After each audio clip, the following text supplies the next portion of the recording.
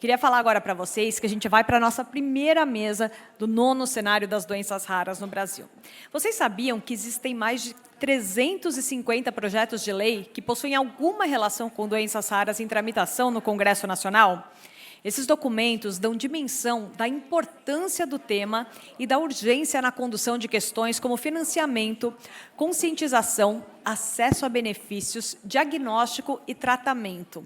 E para discutir esses temas, eu gostaria de convidar para voltar ao palco e compor a mesa os seguintes convidados. O senhor Leandro Fonseca, Head of Public Affairs and Healthcare System Sustainability da Novartis Brasil. Uma salva de palmas. E também o senhor Luiz Henrique Castilho, diretor de Comunicação, Relações Governamentais e Patient Advocacy da GSK. Além dos deputados já aqui presentes, a senhora Maria Rosas, o senhor Pedro Westphalen, a senhora Rosângela Moro e o senhor Zacarias Calil. Por favor, fiquem à vontade, já tomem os seus lugares. Bem-vindo.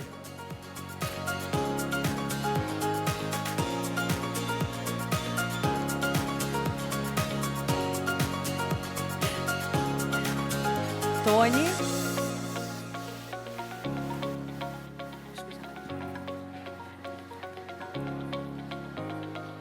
Tony, a partir de agora, a palavra é sua, a condução é toda sua.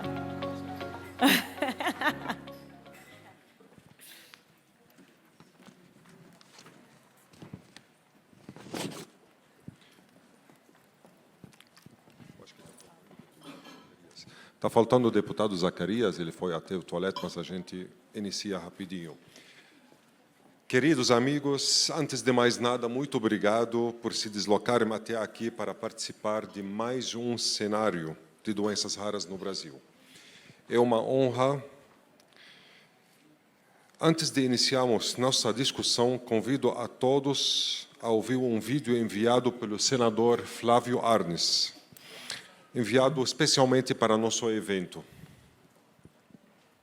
Quero cumprimentar, em primeiro lugar, todas e todos vocês que participam do evento promovido pela Casa Hunter, já na 9ª edição, discutindo o cenário, os desafios, as perspectivas de doenças raras no Brasil.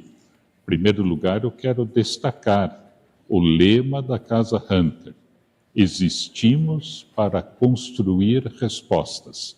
Isso é muito importante. Todos nós juntos trabalharmos para que os desafios sejam enfrentados, para que haja clareza no que deva ser abordado e que as políticas públicas imperem para o bem-estar do ser humano. Os desafios, todos sabemos, são imensos, passam pelo diagnóstico, muitas vezes difícil de ser feito, inacessível, o acesso a tratamento, medicamentos, uma discussão permanente em relação à agilidade, a fazer com que o medicamento chegue à pessoa no momento certo também, né? O atendimento multidisciplinar que essas pessoas exigem, né? O apoio para as famílias, a pesquisa que tem que acontecer no Brasil, sob todos os pontos de vista. Em particular, eu dizia que temos toda a competência para fazermos a pesquisa gênica também, desde que haja recursos direcionados para esta área. Também a possibilidade de melhoria do atendimento. Eu cito, por exemplo, né, doenças metabólicas, onde a Anvisa, com quem a gente já fez a reunião, depois de uma audiência pública, que acrescente sabores, né, ao leite que é dispensado para as crianças, para que elas não tenham que ser praticamente amarradas para tomarem o leite que é disponibilizado e depois vomitarem também. Que tudo isso seja acessível, que não haja necessidade de se judicializar as questões, que com isso o Ministério da Saúde gasta mais de 1 bilhão por ano desnecessários e que com esse 1 bilhão poderia atender todas as necessidades de doenças raras do Brasil, e, ao mesmo tempo, né, retardando o atendimento e fazendo com que a criança e a família sofram e, ao mesmo tempo, percam, eventualmente, a janela de oportunidades para que a recuperação, a saúde plena aconteça. Então, esse debate está acontecendo. Eu estou no plenário do Senado Federal para dizer a vocês: contem com o Senado Federal. O Senado Federal está junto com as famílias, com as pessoas com doenças raras, à disposição dos profissionais que pesquisam, que trabalham, que se empenham para achar respostas adequadas aos desafios. É uma caminhada que tem que ser feita em conjunto. Estamos juntos, vamos em frente, parabéns, vamos construir respostas para os grandes desafios. Abração.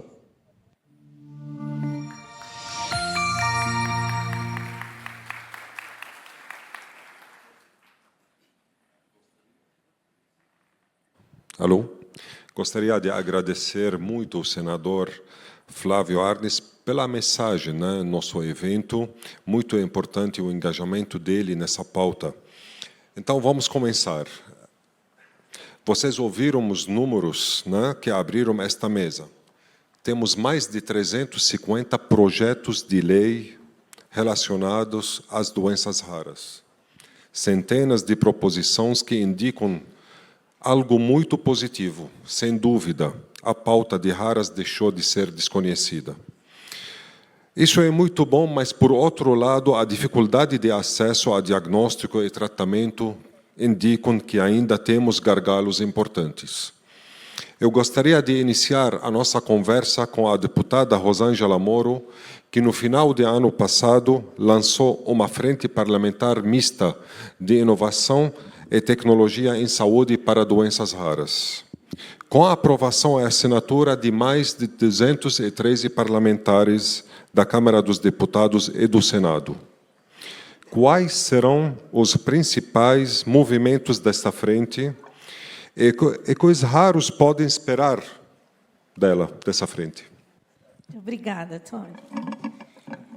Um dos primeiros atos do meu mandato foi formalizar, colher assinaturas de colegas parlamentares para criar a Frente Parlamentar de Inovação e Saúde e Tecnologia para Doenças Raras.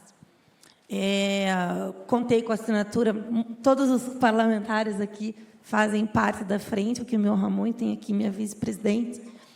E o objetivo dessa frente, Tony, porque assim como o deputado Pedro falou, a gente não conhece de tudo, eu nem médica sou. Então, eu preciso de conhecimento técnico e específico, de experts, para que a gente possa fazer uma política pública voltada em evidências, né? Política pública tem que ser voltada em números, em dados, em conhecimento técnico.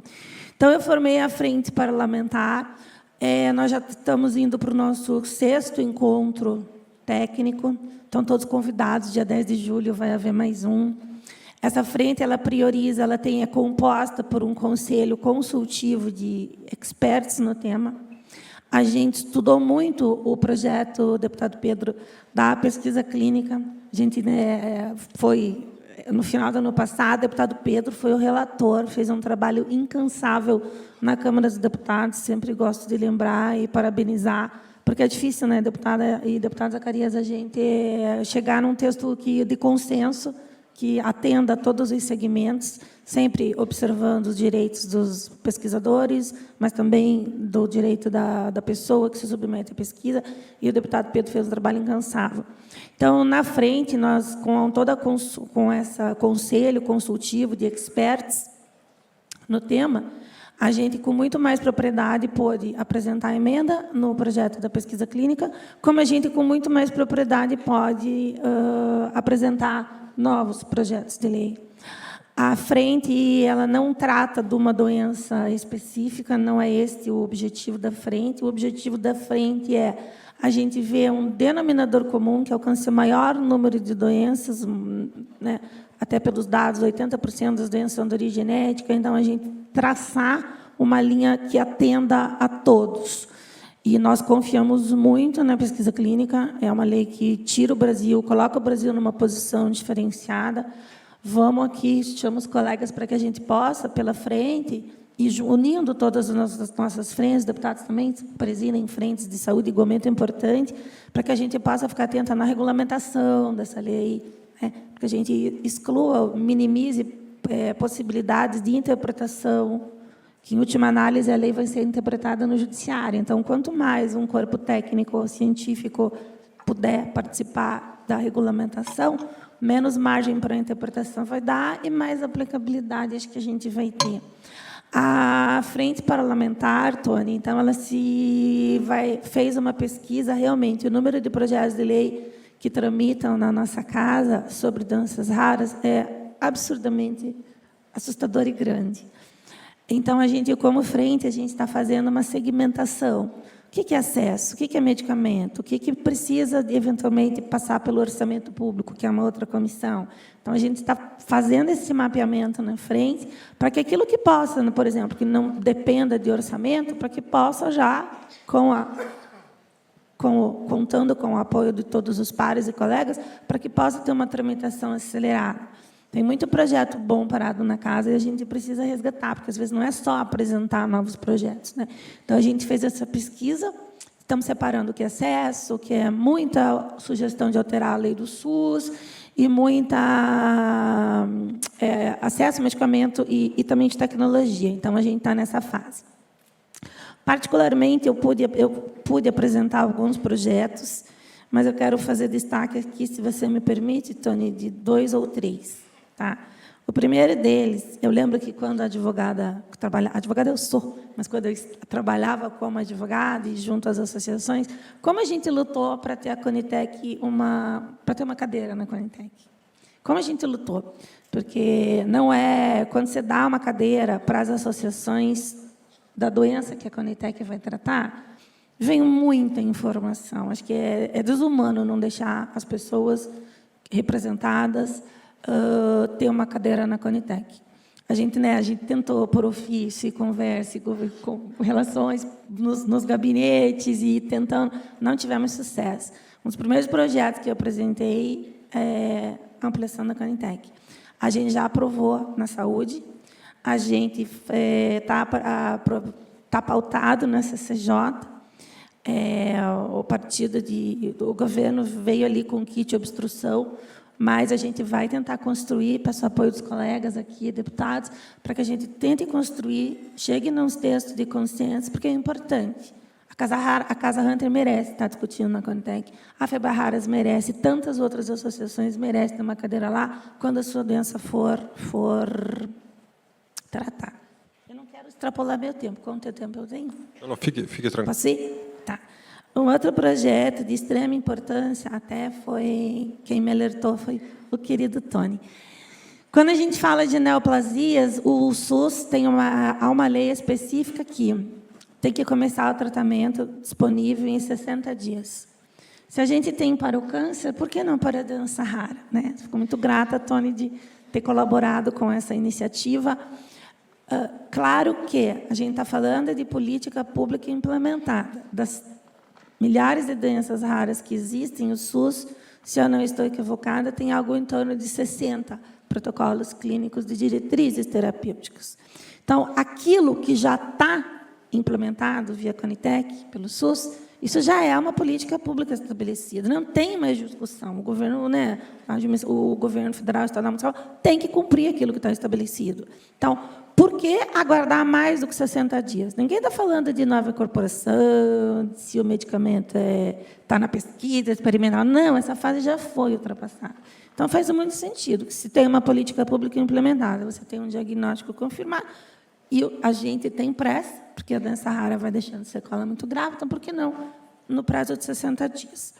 Isso não está onerando o poder público, porque a política pública já está lá. né?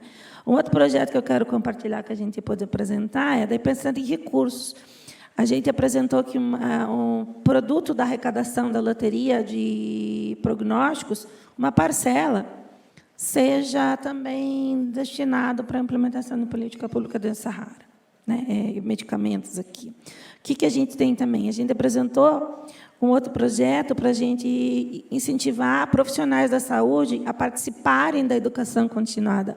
A gente vê como é importante ter profissional capacitado, desde a porta de entrada do SUS. Como é importante, né, o profissional da saúde, não só médico, mas todos que atendem, manterem no radar que aquilo pode ser, o diagnóstico pode ser uma doença rara. Só que a gente tem que também fazer de uma maneira que haja essa vontade do profissional da saúde, né? E a gente prevê ali alguns benefícios para que esse profissional se sinta valorizado e queira também participar. Há exemplo de que numa promoção de carreira, há exemplo num critério de desempate, que são critérios assim que a gente pode adotar. E vários outros assim projetos que eu gostaria de, todos estão no site, né? Eu gostaria de destacar eram esses. E que também, junto, um que eu acho muito importante, é que, junto ao Ministério da Educação, a gente pleiteia que a doença rara passe a fazer parte de uma cadeira, alguma coisa obrigatória nos cursos de medicina. Eu acho que é importante que esse tema seja tratado.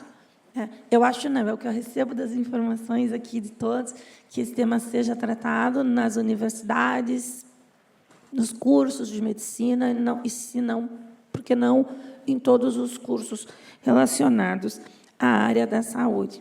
Então, Tony, em linhas gerais é isso. A gente vai ter o próximo evento dia 10, dia 17, 18 ou 18 e 19 de setembro. Nós vamos estar fazendo um grande fórum também. Quero convidar as entidades da América Latina, algumas que eu tive o prazer de conhecer nos eventos corporativos que nós fomos, para que a gente continue sempre trazendo esse debate, e sempre num ambiente plural, associação, parlamentares, executivos, a indústria, os médicos, os pesquisadores. Acho que todos nós temos condições de juntos aí avançarmos. Muito obrigado, querida deputada Rosângela. Parabéns pelo seu empenho desde o primeiro dia, né? Não para de buscar soluções para todos nós. E nesta mesa nós temos 2 médicos que decidiram levar a diploma de medicina para o Congresso. Um deles, nosso querido deputado Pedro Westphalen, né, que foi o relator de uns projetos importantes para o país, que é a PL 6007 da pesquisa clínica, que foi aprovada recentemente, mas, infelizmente, foi vetado 2 itens, um deles super importante, que trata do pós-estudo. Todo mundo sabe, que acompanha a nossa luta, que a gente conseguiu aprovar uma resolução, que era a Resolução 563, que limita o pós-estudo para 5 anos, para pesquisas em doenças ultra-raras. E, depois dessa aprovação dessa resolução, só o Centro do professor Roberto Giuliani de Pesquisa conseguiu aumentar a quantidade de pesquisa ultra-raras em 100%, de 2017 até 2023. Isso significa vida e acesso antecipado a todos os pacientes com doenças raras, porque pesquisa para os pacientes com doenças raras ela é uma via antecipado para tratamento.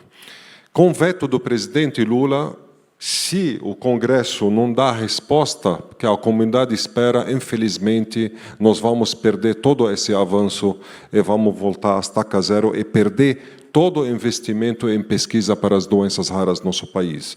Então, gostaria de saber do deputado Pedro, como ele liderou essa questão, né, na Câmara dos Deputados, como ele enxerga agora, como nós vamos enfrentar isso e se realmente vamos poder vetar esse veto do presidente. Bom, Tony, em primeiro lugar, eu queria dizer para a deputada Rosângela, não precisa ser médica, deputada, tem que ter sensibilidade social, que a senhora tem muito, tem que ter qualidade, tem que ter foco, tem que ser assessoria, tem que ter pessoas como o Tony ao seu lado, como a deputada e os deputados.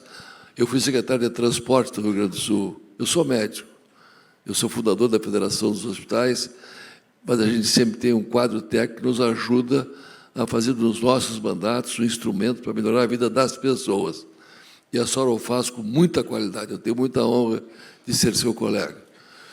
Mas, Tony, quando a gente chega no parlamento, eu estou no meu 6º mandato, 4 deputados estadual e 2 de federal.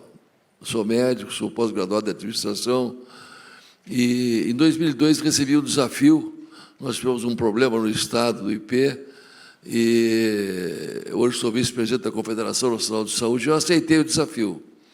E ali vi que a gente podia contribuir muito, fazendo dos nossos mandatos realmente assim uma maneira de escutar as pessoas, filtrar e procurar caminhos, procurar respostas, como aqui disse o Tony. Gostei muito desse tema. Nós temos que procurar respostas. Quando cheguei no parlamento, vi muitos projetos. Fazer mais projetos. Vamos pensar alguns que são importantes. E um tema que chamou muita atenção naquela ocasião, antes de te responder, porque passa pelo parlamento, foi que nós estávamos no Brasil com doenças à porta de entrada que eram perfeitamente preveníveis com vacina. Eu fiz a frente parlamentar de imunização antes do Covid. Nós já tínhamos ali sarampo matando gente no Brasil, nós fomos com a paralisia infantil a entrar aqui e fizemos um trabalho com resultado extraordinário.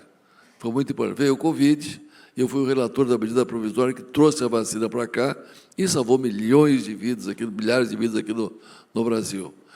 Então, foram projetos que nós fomos pensando, e eu vi um deles voando, pesquisa clínica, 2017. Senadora Ana Amélia Lemos fez esse projeto. Estava lá parado, Calil. Deputada Maria. Esse projeto não pode ficar parado, Tony. Quem tem câncer tem pressa. Quem tem doença rara tem pressa. E eu estive em Baltimore, dos Estados Unidos, numa ocasião, no Hopkins, e vi 2 pesquisadoras brasileiras que foram fazer palestras para nós sobre pesquisa clínica. E uma delas, gaúcha, chorou porque teve que sair do país para poder fazer uma pesquisa que aqui não era possível de ser iniciada. Que nós temos que tocar isso aí.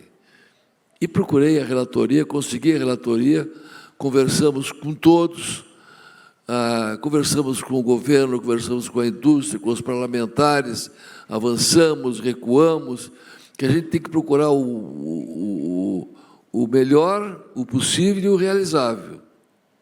E conseguimos fazer com que a pesquisa clínica avançasse.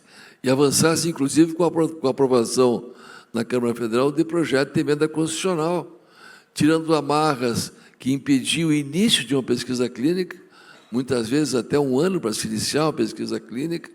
Conseguimos fazer com a ajuda dos parlamentares, da deputada Rosângela, foi muito importante, tinha 3 emendas fundamentais e boas emendas. Eu, conversando com ela, pedi, deputada, retire essas emendas, vamos procurar colocar no texto, porque se a emenda vier, ela prejudica o andamento desse projeto. Está muito bem, e a deputada não hesitou. Então, às vezes, a gente retirando algumas coisas, a gente consegue avançar. Assim foi com a deputada Maria, o deputado Calil, que é um ícone para nós lá no Parlamento Federal, e conseguimos aprovar.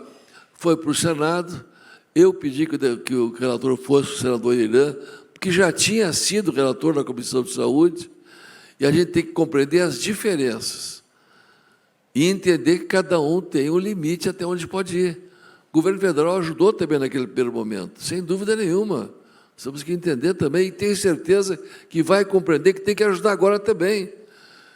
Porque essas pesquisas que aqui não são feitas, hoje, por essas questões de amarras que existiam de todas as maneiras, fazem com que essas pesquisas fossem realizadas fora do país. Eu vi uma gaúcha chorar lá fora, que ela teve que sair para pesquisar daqui. Os investimentos hoje, que serão em torno de 5 milhões de reais, num primeiro ano, vão ser feitos fora daqui, num país que tem dimensões continentais, multirracial. Nós temos os nativos, nós temos os africanos, nós temos os espanhóis, eu sou alemão de origem, italiano, não precisa sair daqui para fazer quando temos os árabes, libaneses, temos todas as etnias do Brasil. Se você quiser fazer uma pesquisa, que tem o público que você quiser. Então, não era possível nós não termos esse avanço, e tivemos esse avanço. Foi uma vitória extraordinária. Muita conversa, muita compreensão, muitas idas e vindas. No Senado, também ela avançou, foi aprovada, e rapidamente. Aí, 3 temas, nós encurtamos o período para poder fazer com que ela inicie, de 30 dias, a segurança sanitária em 90 dias e 5 anos, que é o principal veto que nós vamos derrubar no parlamento. Vamos derrubar, vamos mostrar para a sociedade. Vocês, das doenças raras, vocês que têm, vão nos ajudar a sensibilizar os deputados da importância. Eu tenho convicção que o governo também vai ajudar nisso aí.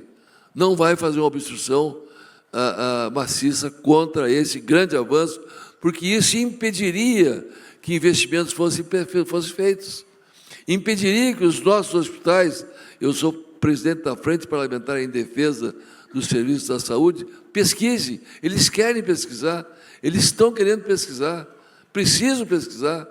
Então, uma conjuntura de fatores que nós vamos ter que fazer com que haja uma sensibilização do Congresso Nacional. Eu tenho convicção que todos ajudando nós vamos conseguir fazer com que esse grande avanço, talvez um dos maiores avanços da pesquisa do Brasil, que hoje é o 20º país de pesquisa e vai passar já imediatamente entre os 10 mais, nós temos aqui um sistema que nos diferencia do mundo inteiro, que é o Sistema Único de Saúde. Eu sou um defensor do SUS, que precisa muito disso. E nós haveremos de fazer com que esse avanço ele venha a acontecer para se concretizar nessa mudança estrutural do país, talvez uma das maiores da América do Sul, do Brasil, não tenho dúvida nenhuma que na área da ciência foi o maior avanço que tivemos nos últimos tempos, Tony.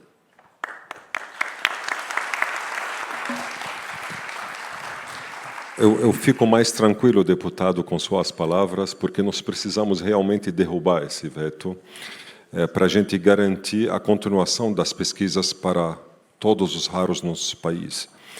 Dr. Zacarias Calil, aqui presente, é o nosso segundo médico deste valioso grupo.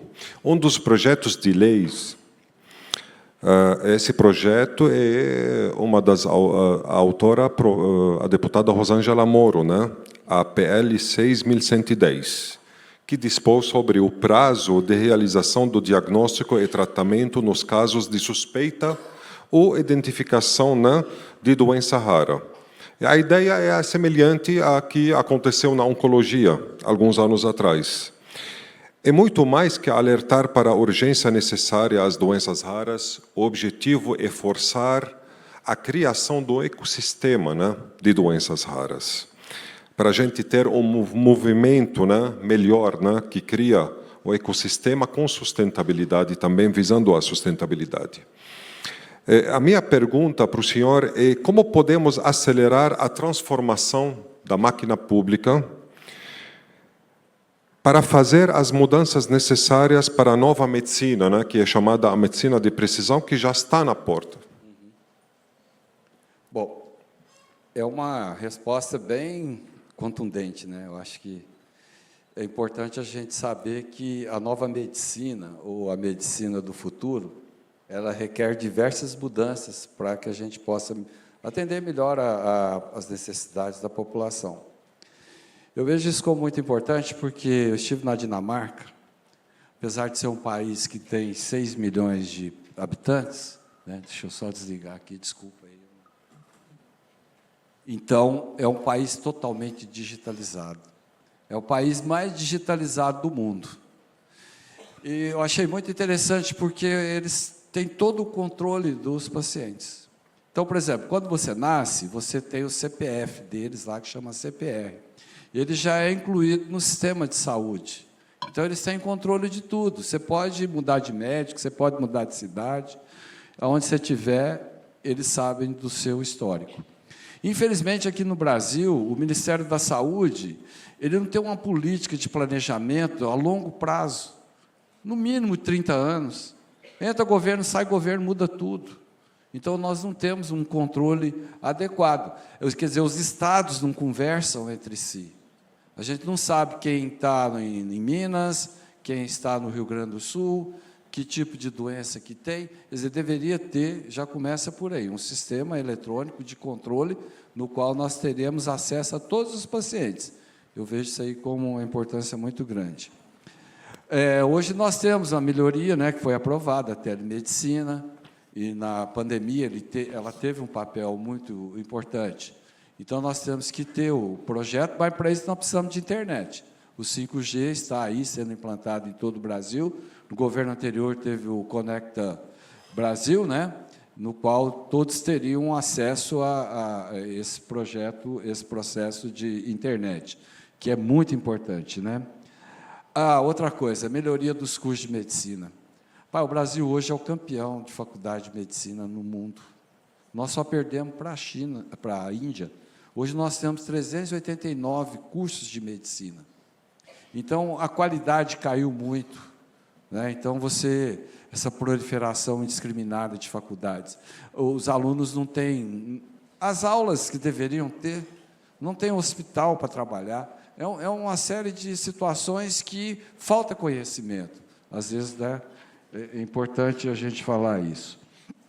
O Pedro citou aí o John Hopkins, eu estive lá com ele, eu fiquei fascinado, porque a pesquisa lá, né, nós médicos, eu tenho uma fascinação muito grande por pesquisa. E lá, eles não estão preocupados com cirurgia, essas coisas assim, não. Eles têm 80 salas de cirurgia lá, todo mundo trabalha, tem um sistema de regulação lá maravilhoso, né? Nós conhecemos tudo lá, né, Pedro? E ele falou ali da brasileira, uma médica veterinária, que está trabalhando na área de farmácia, fazendo pesquisa do uso do canabidiol na doença de Alzheimer, com resultados muito positivos. Então, eles estão na frente, hoje é considerado o melhor lugar do mundo na pesquisa, porque tudo que envolve pesquisa, inovação, tecnologia, é isso, a inovação, né? Então, nós temos que inovar, porque um país que tem patentes, ele está na frente. Você vê os países aí, China, Japão, fazem patente aí 1 ano, o Brasil leva 10 anos para fazer uma patente.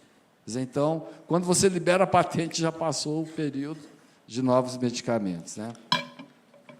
Então, nós temos que ter também as disciplinas que estimulem e orientem as pesquisas científicas, em especial as doenças raras e a primeira infância. Eu sou apaixonado pela primeira infância, né?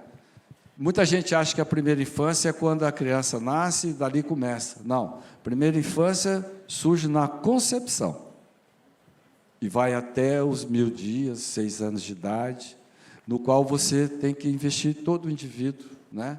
Dali para frente a situação muda. Quer dizer, então a primeira infância é onde é feito os diagnósticos, onde é feito o diagnóstico precoce para que a gente possa tratar. É claro, né, nós temos que ter uma boa gestão de recursos, uma boa gestão de estoque também, e esses alguns avanços necessários, como eu disse, como falei da internet. Desburocratizar o atendimento nos hospitais públicos. Por exemplo, pode melhorar significativamente a eficácia e a qualidade dos serviços prestados.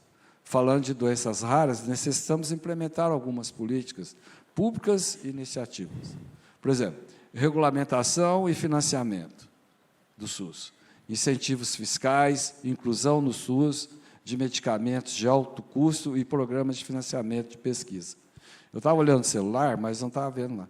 Eu estava fazendo uma pesquisa aqui com a minha assessoria em Brasília para ver quantos processos de judicialização nós temos no Brasil, de medicamentos e de tratamento.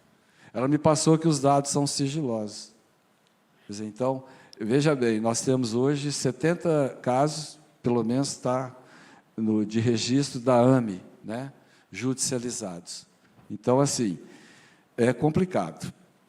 Centros de referência, né, estabelecimentos de centros especializados em doenças raras, como esses centros que a gente tem, né, até um terreno foi doado pelo governo, é muito importante a gente também estimular os nossos prefeitos a fazerem isso, de outros estados, como exemplo, porque a gente pode ter manutenção também, com emendas parlamentares, dos próprios deputados que estiverem, né, abraçando a causa, é muito importante. Parcerias com universidades, isso é muito importante, e institutos de pesquisa para aprimoramento do diagnóstico e tratamento. Lá em Goiás, nós temos esse centro de especialidade, né, que funciona dentro da Universidade Federal de Goiás, e no qual eles estão muito envolvidos com isso. O projeto Genoma, né, é um projeto que já desde o governo anterior nós temos trabalhado nisso. É importantíssimo o projeto Genoma. As pessoas têm que entender que isso aí é fundamental para você fazer diagnóstico baseado, né, no DNA, tudo desses pacientes, para que a gente possa atuar nesse sentido. Então, é um projeto de futuro e muito importante. Ou seja, apoio à pesquisa, né? Incentivo à pesquisa por meio de financiamento e parcerias público-privadas. Isso é importante, os laboratórios estão com a gente, né? Então, a incorporação de tecnologias avançadas como inteligência artificial, que hoje está, né, está no comando, que eu acho a importância que é. A Big Data, telemedicina e outros dispositivos pode melhorar o diagnóstico, monitoramento e tratamento das doenças. A combinação de práticas da medicina convencional com terapias complementares e alternativas pode oferecer abordagens mais holísticas para o tratamento de pacientes. Desenvolvimento de redes de pesquisas colaborativa entre instituições nacionais e internacionais. Educação e conscientização sobre as doenças raras é o que nós estamos fazendo aqui hoje, né? Exatamente. E comemorar no dia 28 de fevereiro. Né? Eu sei que você está atuando fortemente. Bom, e outra coisa que já foi dito aqui é a gente fazer, atualizar continuamente os profissionais de saúde com as últimas descobertas, né, tanto da tecnologia, para que a gente possa fazer uma medicina mais eficaz. O que o senhor acabou de citar aqui serve para um manual completo, para um projeto de lei, né, que visa um plano nacional de enfrentamento das doenças raras e criação de um ecossistema completo. Porque você falou das capacitação, né? Você falou de financiamento, você falou como enfrentar, né, e ter centros de referência adequados, porque não basta habilitar o centro de referência e ficar 5 anos na fila o paciente. Concorda? Concordo. Então, nós não podemos aceitar que um paciente fique na fila 5 anos para ter primeiro diagnóstico.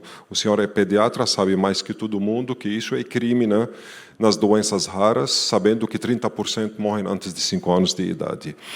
Falando da cirurgia, gostei muito, né, de que fazem lá fora, porque no momento que a gente começa a focar apenas em inovação e pesquisa, mais que cirurgias, porque hoje, sem dar crítica, a maioria gostam de cirurgias porque dá dinheiro também, né, fazer cirurgias. Exato. Só que eu posso terceirizar o robô daqui a alguns anos para ele fazer cirurgias, mas quem inova não é robô, eu que inovo, o ser humano. Nós precisamos de inovação de cabeças que pensam juntos como criar inovação, né, e avançar nessas novas tecnologias para ter mais acesso cada vez mais a novos tratamentos. Só que para ter acesso a novos tratamentos tem que pensar no governo, na sustentabilidade também. Por isso é necessário de criar um ecossistema, né, que conversa, né, que trabalha junto. Obrigado, deputado, pela colocação. Eu acho que esse é o motivo da gente estar aqui conversando para criar esses projetos, porque agora tem muitos projetos, a gente tem que extrair deles aquilo que é necessário e colocar aquilo que não foi ainda, né, colocado dentro. Por isso, vou agora numa coisa que o senhor falou super importante, que é o censo, que a deputada Maria Rosa já foi proativa nesse sentido, né? Em dezembro do ano passado, ela esteve à frente do projeto que vai incluir nos censos, né, demográficos perguntas relacionadas às doenças raras. Isso nunca foi incluído. Nós precisamos conhecer, né? Inclusive, Tony, eu tenho um projeto de incluir o diabetes também. Olha só que interessante, nós precisamos saber quantos diabetes tem no Brasil, né? Para você poder... Não tem na quantidade até hoje. Então, é importante a gente incluir, né, tudo isso. Sem dúvida. É porque como o governo quer ter previsibilidade e saber fazer contas e ter orçamentos adequados, sem ter o censo, entender, né, a incidência de todas as doenças que precisa tratar. Então, isso é primordial. Então, como a senhora declarou, o objetivo é tirar da invisibilidade, né, esse grupo de brasileiros estimados entre 13 a 15 milhões de pessoas. Quero saber como seu gabinete pretende acompanhar o processo de implantação de lei aos órgãos responsáveis como o IBGE, por exemplo, e quais são os desdobramentos que a senhora espera conseguir a partir do levantamento desses números? Bom, Tony, vou fazer uma rápida autodescrição, porque é importante a gente lembrar das pessoas cegas, das pessoas com baixa visão, que também estão acompanhando pela internet. Eu sou Maria Rosas, sou uma mulher de cor parda, tenho 59 anos, tenho cabelo castanho na altura do ombro, estou com um blazer claro, com algumas listras, uma blusa preta, uma calça preta. Estou aqui nessa mesa que muito me honra, porque aqui cada um tem a sua parcela, a sua semente de participação. E eu gosto muito de dados, Tony, porque eu sou professora e também uma defensora da educação. E eu quero já te parabenizar pelo seu gibi, né, que, feito com uma parceria com Maurício de Souza, está sendo divulgado nas escolas também o que é doenças raras, de uma forma divertida, de uma forma didática. E é importante a gente ir em todas as áreas, porque a área de pesquisa também está relacionada à área educacional, com as faculdades. E vendo os números, sempre as pessoas falando, nós temos 8 milhões de pessoas com doenças raras no Brasil. Nós temos 6 milhões, nós temos 15 milhões. Eu falei, aonde vocês pegaram esses dados? Né? Aonde nós conseguimos saber aonde essas pessoas estão, o que elas estão precisando? E aí ninguém soube responder. E tem um projeto, já tinha um projeto lá na Câmara. Quando a gente fala que tem 350 projetos, é que tem muitos mesmo. Mas a gente precisa ir de encontro àqueles que vão, na prática, fazer algum efeito na vida das pessoas e seus familiares. E ter essa prática é que faz a diferença na vida das pessoas. Não simplesmente, tem projeto, tem projeto, tem projeto. Projeto não faz a diferença na vida das pessoas. O que faz é implementação desses projetos. É por isso que nós estamos numa mesa de políticas públicas. Políticas públicas é o que vai de interesse ao público, à população. E quando eu peguei esse projeto, para relatar, eu fiquei muito honrada, porque eu falei, esse projeto eu acredito e a gente vai aprovar no plenário. E assim foi. Nós começamos a trabalhar com esse projeto para que fosse inserido os raros no IBGE. Então, ele foi aprovado na Câmara e agora está no Senado. E como o meu gabinete, respondendo a sua pergunta, pretende estar acompanhando. Nós precisamos acompanhar a relatoria no Senado, né, e depois acompanhar até a sanção desse projeto. Então, nosso trabalho na Câmara foi feito, mas ele continua. Tem todo um processo para que seja feito no Senado, a aprovação, assim também como de pesquisa clínica, que foi um grande avanço. Agora o IBGE vai estar também sendo votado no Senado e depois indo para a Câmara. Eu gostaria, Tony, só de rapidamente falar aqui a respeito do que esse projeto vai garantir. Ele vai garantir atenção aos programas de saúde, ele vai garantir o apoio financeiro para as pesquisas, que eu acho que é muito importante, a partir do momento que a gente sabe os raros, aonde eles estão, aonde eles moram, em que estado nós temos mais raros. Olha a importância desse censo. Nós podemos também ter esse apoio financeiro para a pesquisa. Apoio à pessoa com doença rara e sua família está inserido nesse projeto. O estímulo por recursos federais e estaduais.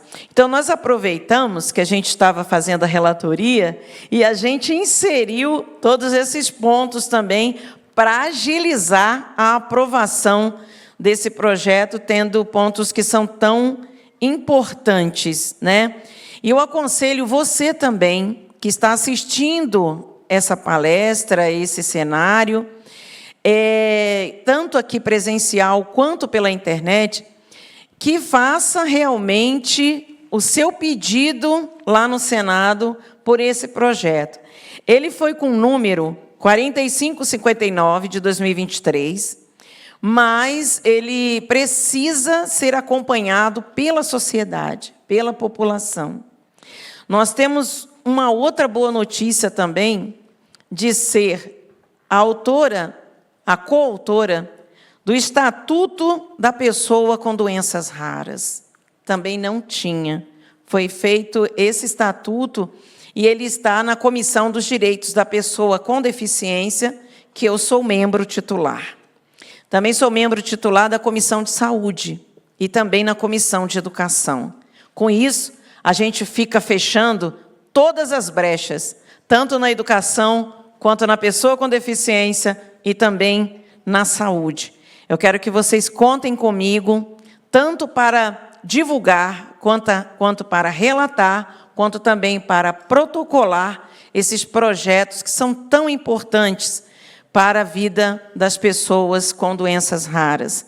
Temos também a política nacional, que a gente está trabalhando nesse projeto, já passou por várias comissões e também vai a plenário. Então, nós precisamos acompanhar esses projetos para que eles tenham visibilidade e que tenha resultado. Um outro importante é o que antecipa o tratamento após o resultado do teste do pezinho, para incluir a relação também de doenças raras. Porque é detectado ali no teste do pezinho a doença rara, mas o tempo é nosso inimigo, né?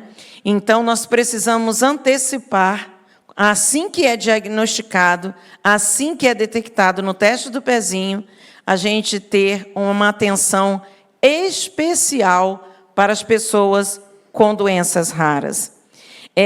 Nós temos também a saúde suplementar para tratamento de pessoas raras. Incluir, vai ser uma briga, mas eu conto com o Tony, conto com a Rosângela, conto com todos que estão aqui, para incluir também as pessoas raras nos planos de saúde.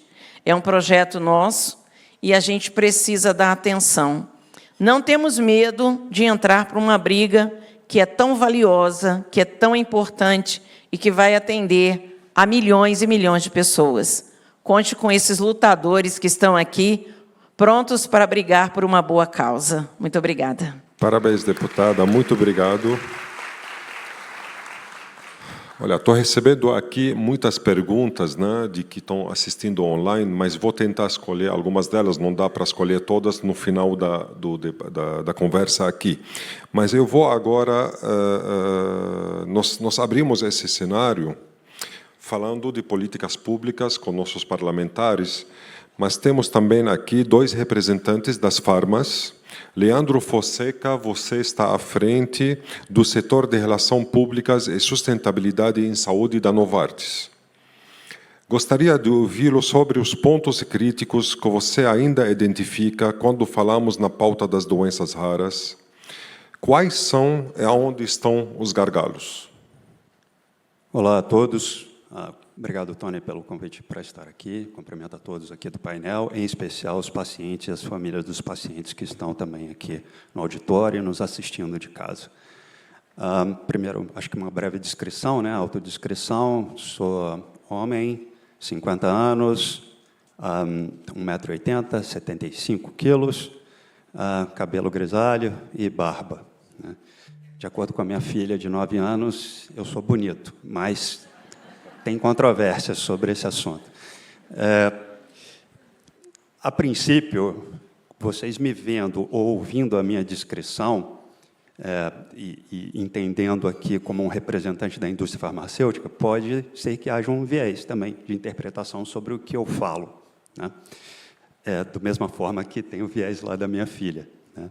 Mas acho que é importante só destacar o lugar de fala, né, que eu trago aqui também para para o debate 16 anos de serviço público, né, que eu atuei no governo, trabalhando com saúde, tanto no Ministério da Fazenda quanto na ANS durante muitos anos. Então, estar aqui num painel discutindo política pública, obviamente representando a empresa na qual eu trabalho, mas também trazendo essa experiência aí de discussão de política pública. E, nesse sentido, acho que é super importante destacar a atuação dos parlamentares que estão aqui presentes, que são sempre muito vocais, né, e abraçaram, de fato, a causa aqui das doenças raras, pela disposição, né, de fazer o debate público, de aprimoramento de políticas públicas para esses pacientes, né, e também o papel de cobrar e fiscalizar o governo no sentido de implementação de algumas decisões que foram tomadas ou que precisam ser eventualmente tomadas, né?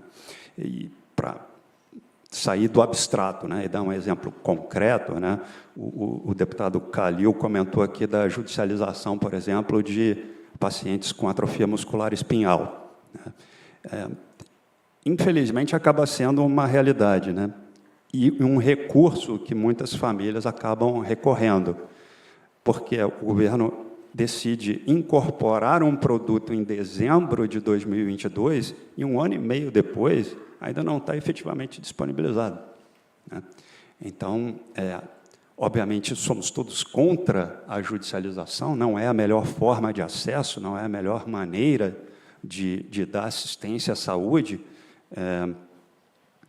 Porém, infelizmente, as famílias acabam tendo que recorrer a esse expediente por uma falta de resposta, né, do governo em relação à decisão pretérita de incorporar, que na prática ainda não chegou aos pacientes. Então, e aqui eu aproveito para agradecer os parlamentares que se engajam também nessa causa, né, de pacientes com atrofia muscular espinhal. A gente consegue ver muito claramente quando há disposição política, por exemplo, em algumas iniciativas. Existe toda uma discussão de aceleração, né, do teste do pezinho, de inclusão de doenças no teste do pezinho, porque, de novo, né, quem tem doença rara tem pressa e precisa acelerar o diagnóstico.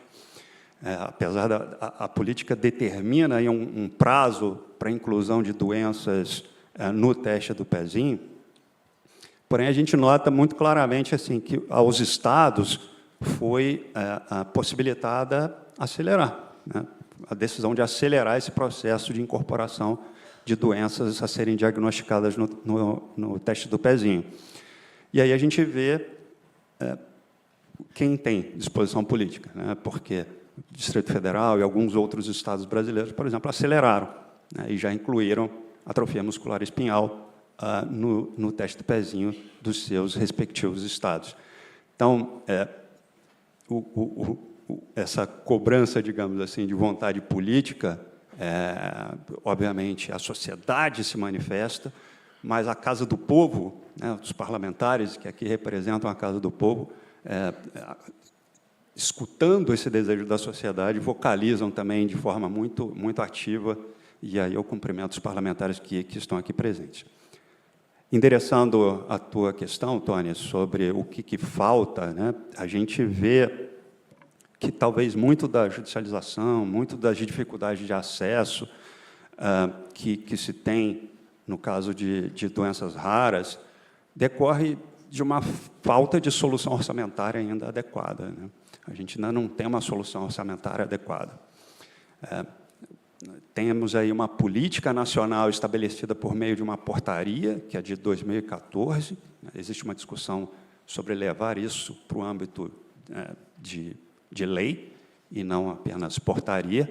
Porém, em que pese seja uma sinalização positiva termos uma política nacional estabelecida desde 2014, o fato concreto é que ainda não há uma solução orçamentária que viabilize um acesso ordenado, né?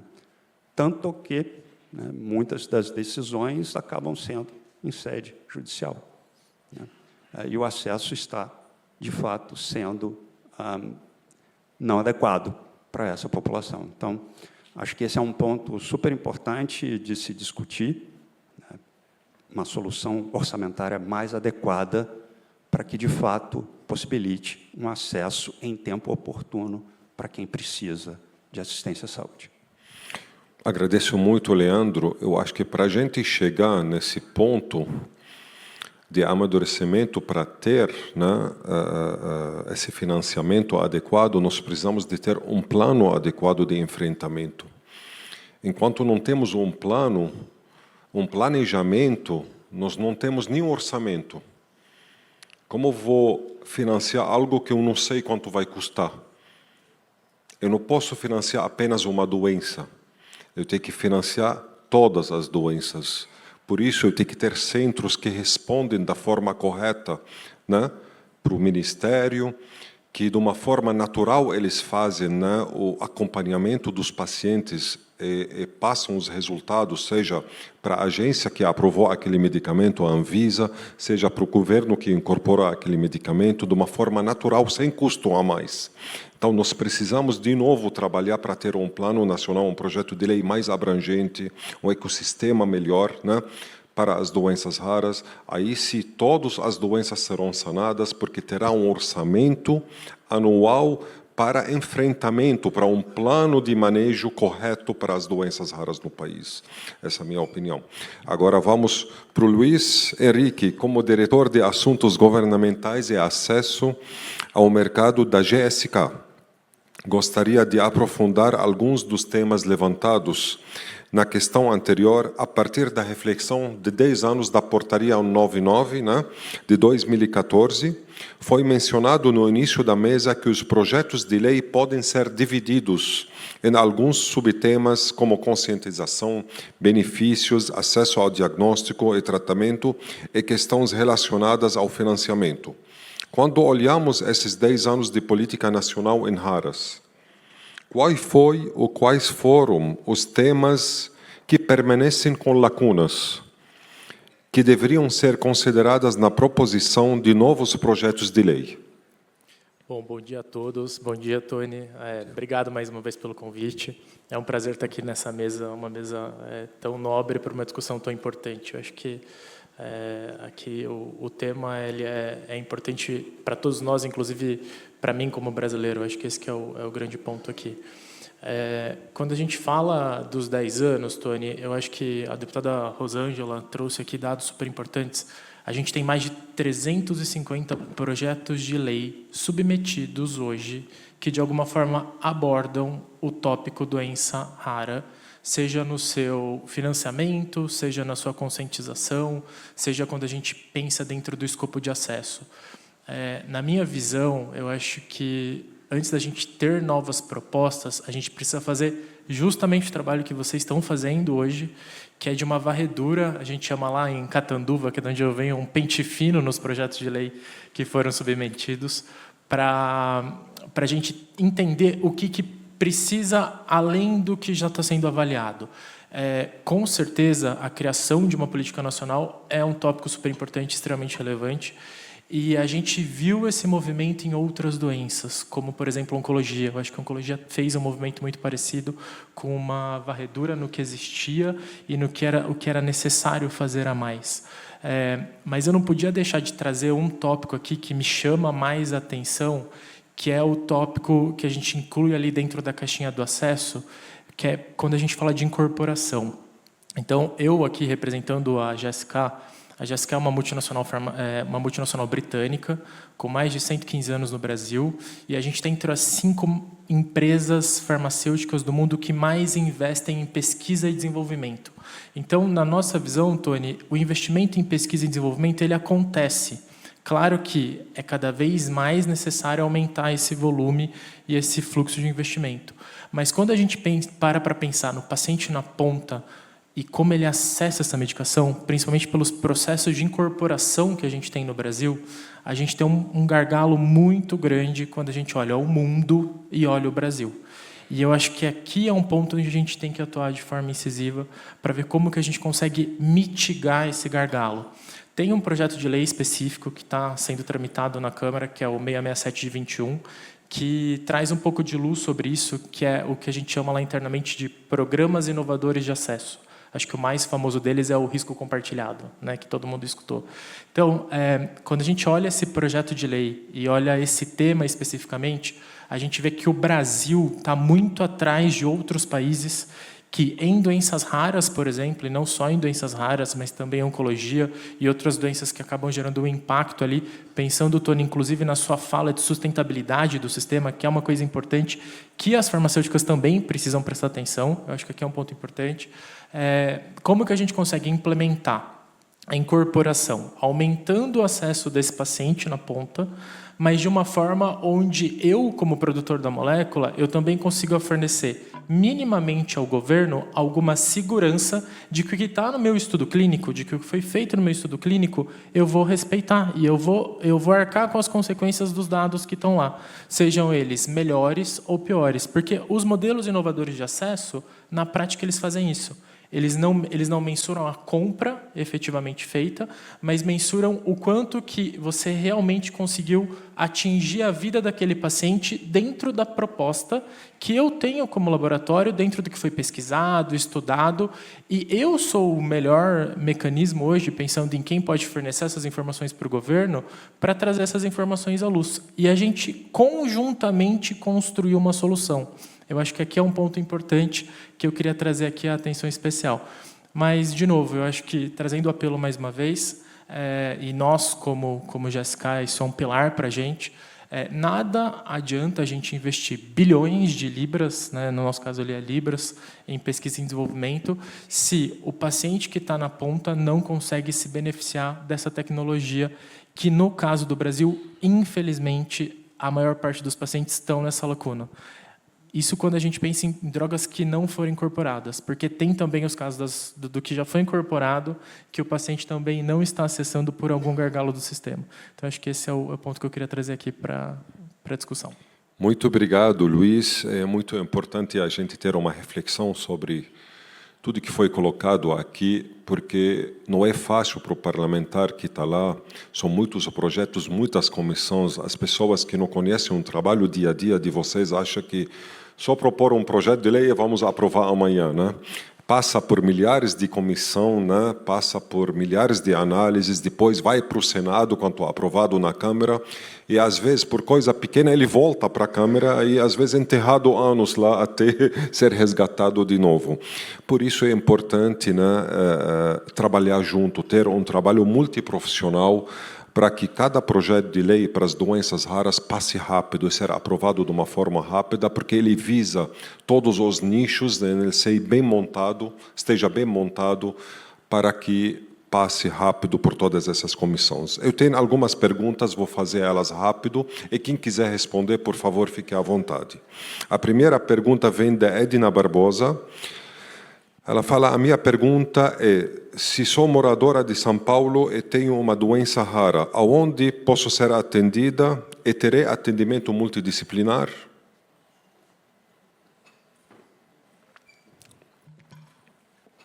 Então, hoje nós temos um problema em relação a isso, que é o tratamento fora de domicílio. Então, se ela tem uma doença, ela vai para outro estado, ela tem que fazer o TFD e entrar no sistema de regulação. E aí o sistema de regulação, ele tem a referência para onde ela poderá ir. Às vezes ela não pode escolher. Mas se ela é de São Paulo, ela é moradora de São Paulo, quer ser atendida em São Paulo, ela terá direito a ser atendida por equipe multiprofissional? É aonde? Isso aí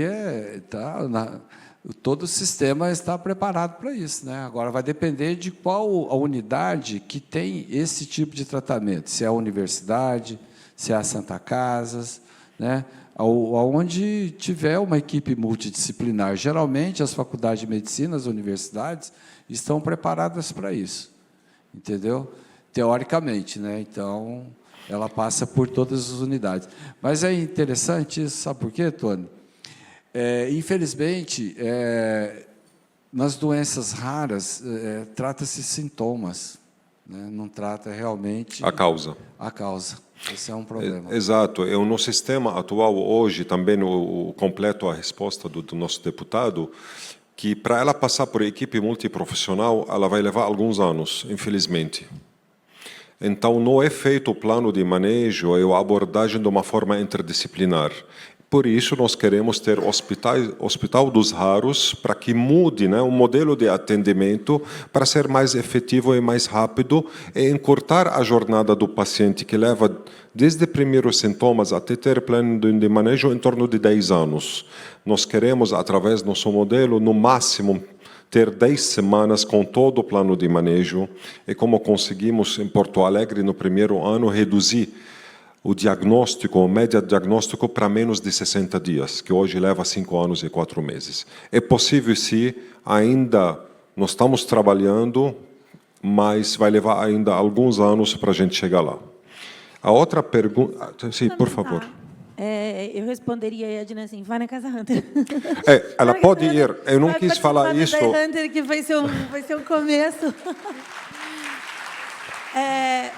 Pode procurar a Casa Hunter, que nós temos o Day Hunter, que tem equipe multiprofissional. Isso. Aqui no estado de São Paulo, nós temos 400 referentes. É um longo caminho para as pessoas chegarem lá. Me preocupa que tem estados que não tem nenhum.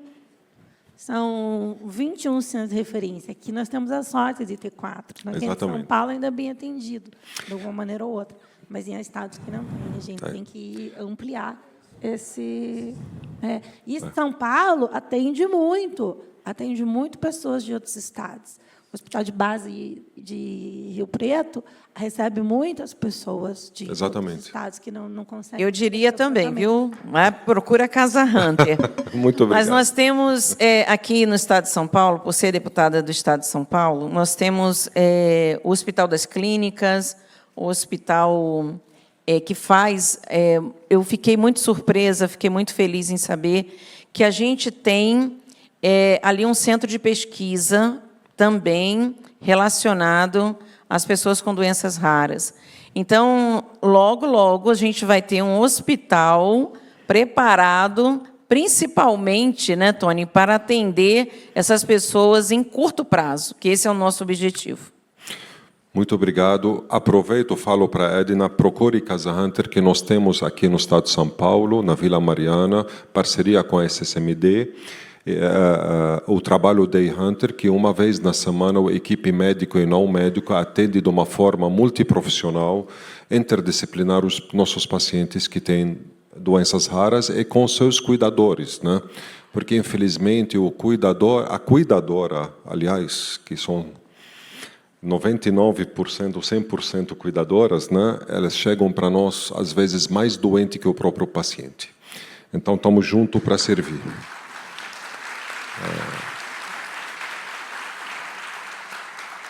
Outra pergunta também da Edna: como elencar minha doença rara no rol da ANS e Receita Federal para isenção de imposto de renda?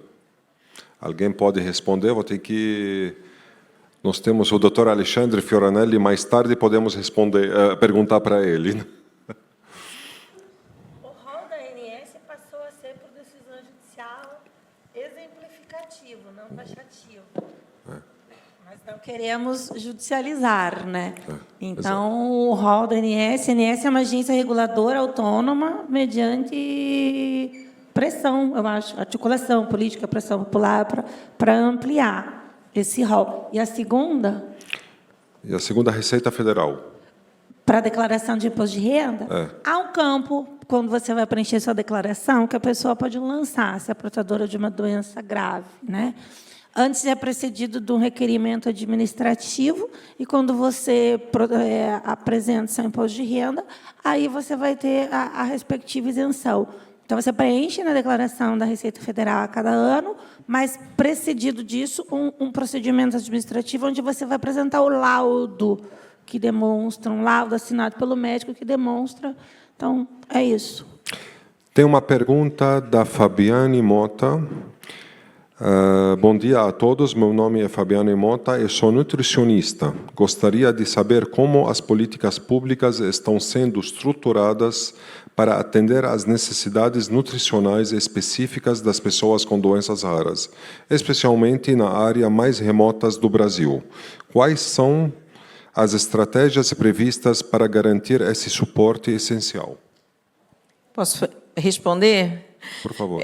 Com a preocupação relacionada aos autistas, que tem eles selecionam, né, a questão alimentar, eu dei entrada num projeto justamente para que fosse implementado a questão nutricional nas terapias também. Então, foi um grande avanço, esse projeto já passou, inclusive na CCJ, e ele já era terminativo em comissão. Então, na Câmara, ele já passou em todas as comissões, ele está agora no Senado, e, lógico, incluindo lá também as doenças raras. Tony, na saúde nós temos 3 pontos que são fundamentais, que é o acesso, a qualidade e o financiamento da saúde. São 3 temas que têm que passar por qualquer política pública que dê resultados. É fundamental que nós tenhamos centros de diagnóstico qualificados, como você tem lá em Porto Alegre, na Casa Hunter, que é um espetáculo.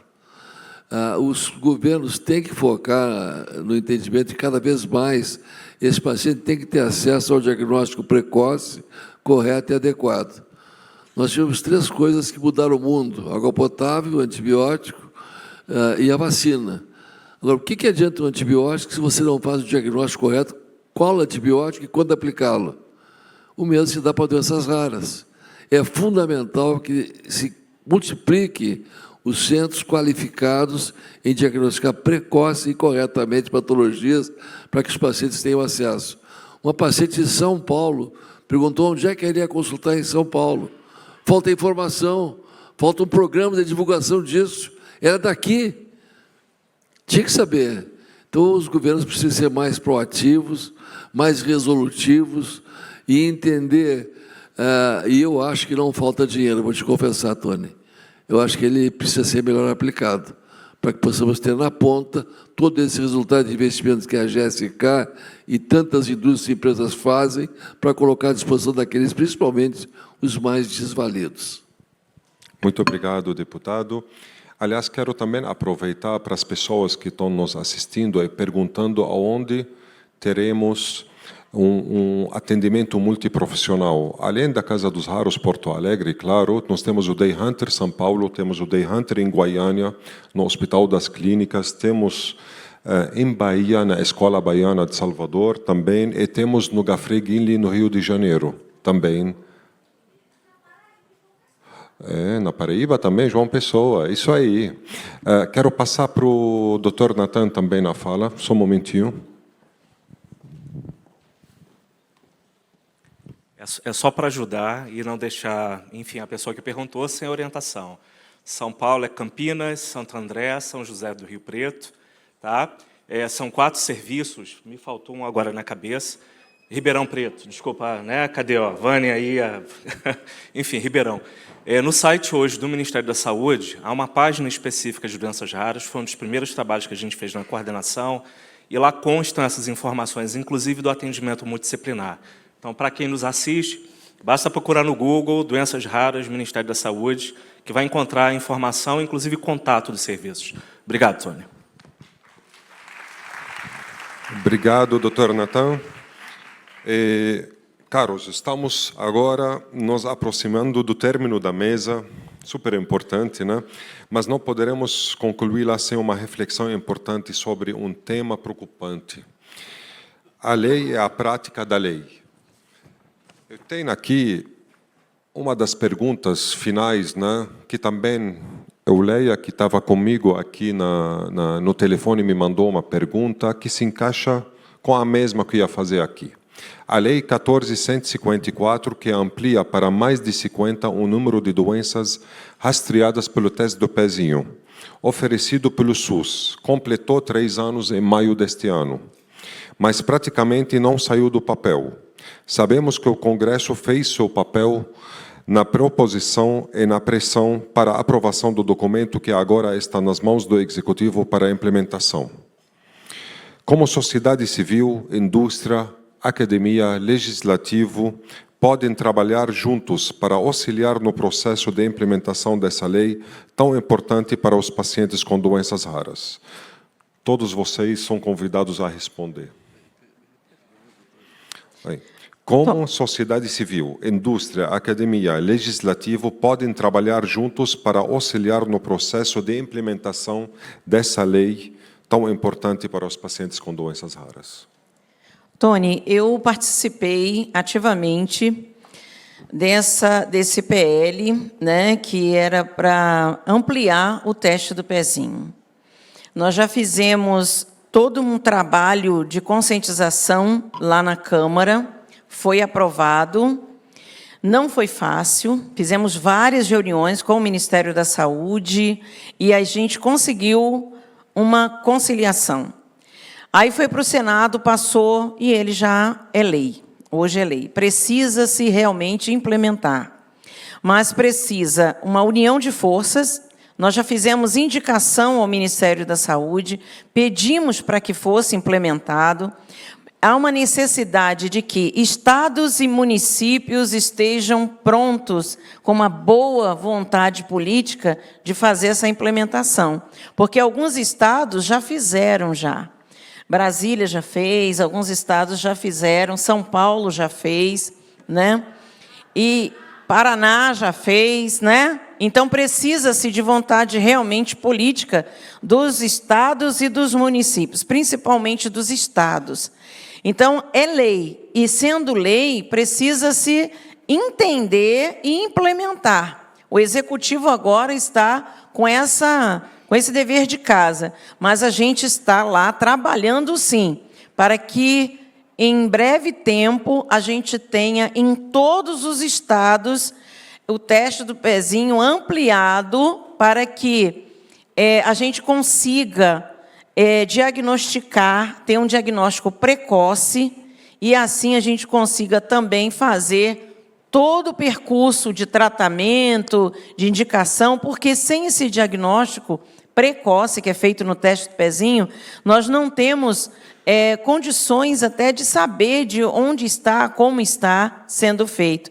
E aqui eu digo que o Instituto Jô Clemente, ele é um grande parceiro do nosso trabalho, construiu junto esse relatório com a doutora Mariana, que na época era deputada, foi feita na legislação passada.